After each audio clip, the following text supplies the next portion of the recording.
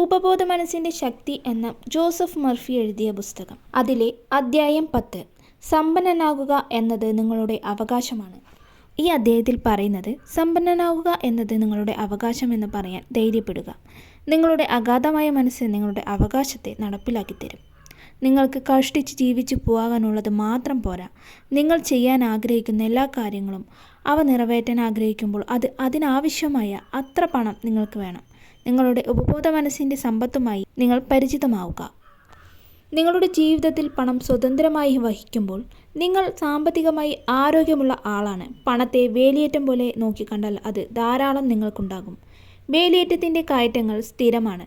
വേലിയേറ്റം തീരുമ്പോൾ അത് തിരിച്ചു വരുമെന്ന് നിങ്ങൾക്ക് തീർച്ചയായും അറിയാം. പണം ഒരു ദൈവത്തെ പോലെ ആകരുത്. അതൊരു പ്രതീകം മാത്രമാണ്. യഥാർത്ഥ സമ്പത്ത് നിങ്ങളുടെ മനസ്സിലാണെന്ന് ഓർക്കുക. സമതുലമായ ജീവിതം നയിക്കാനാണ് നിങ്ങൾ ഇവിടെ ഉള്ളത്. നിങ്ങൾക്ക് ആവശ്യമുള്ള അത്ര പണം സ്വന്തമാക്കുന്നതും ഇതിൽ ഉൾപ്പെടുന്നു. പണം നിങ്ങളുടെ ഒരേ ഒരു ലക്ഷ്യമാകരുത്.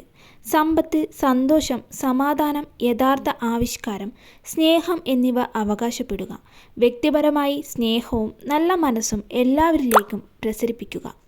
അപ്പോൾ നിങ്ങളുടെ ഉപബോധ മനസ്സ് ഈ ആവിഷ്കാര മേഖലയിലെല്ലാം നിങ്ങൾക്ക് കൂട്ടുപലിശ തരും.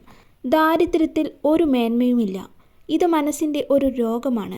ഈ മാനസിക സംഘർഷത്തിൽ അല്ലെങ്കിൽ അസുഖത്തിൽ നിന്ന് നിങ്ങൾ സ്വയം സുഖപ്പെടുത്തണം. ഒരു കുടിലിൽ താമസിക്കാനോ കീറ തുണി ഉടുക്കാനോ അല്ലെങ്കിൽ പട്ടിണി കിടക്കാനോ അല്ല, കൂടുതൽ സമൃദ്ധമായ ജീവിതം നയിക്കാനാണ് നിങ്ങളിവിടെ ഉള്ളത്. ഒരിക്കലും വൃത്തികെട്ട ധനം അല്ലെങ്കിൽ ഞാൻ പണത്തെ പുച്ഛിക്കുന്നു എന്ന പദം ഉപയോഗിക്കരുത്. നിങ്ങൾ പരാമർശിക്കുന്നത് നിങ്ങൾക്ക് നഷ്ടപ്പെടും. നല്ലതും മോശവും എന്നൊന്നില്ല. പക്ഷേ അതിനെക്കുറിച്ച് ഈ രണ്ടിൽ ഏതെങ്കിലും ഒന്ന് ചിന്തിച്ചാൽ അത് അങ്ങനെയായി തീരും. എനിക്ക് പണം ഇഷ്ടമാണ്. ഞാനത് ബുദ്ധിയോടെ, ക്രിയാത്മകമായി, വിവേകത്തോടെ ഉപയോഗിക്കുന്നു. ഞാനത് സന്തോഷത്തോടെ വിട്ടുകൊടുക്കുന്നു. അത് 1000 മടങ്ങ് തിരികെ നൽകുന്നു എന്ന് ഇടയ്ക്കിടെ ആവർത്തിക്കുക.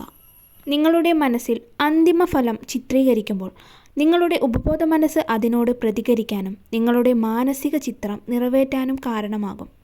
വെറുതെ എന്തെങ്കിലും നേടാനുള്ള ശ്രമം നിർത്തുക.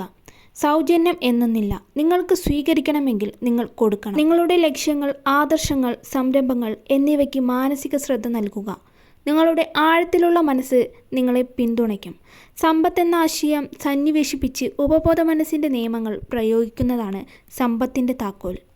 നിങ്ങളുടെ ഉപബോധ മനസ്സിൻ്റെ ശക്തികളും നിങ്ങളുടെ ചിന്തയുടെ അല്ലെങ്കിൽ മാനസിക പ്രതിച്ഛായയുടെ സൃഷ്ടിപരമായ കഴിവും തിരിച്ചറിയുകയാണ് സമൃദ്ധി, സ്വാതന്ത്ര്യം, നിരന്തരമായ ലഭ്യത എന്നിവയ്ക്കുള്ള വഴി. സമൃദ്ധമായ ജീവിതം നിങ്ങളുടെ സ്വന്തം മനസ്സിൽ സ്വീകരിക്കുക.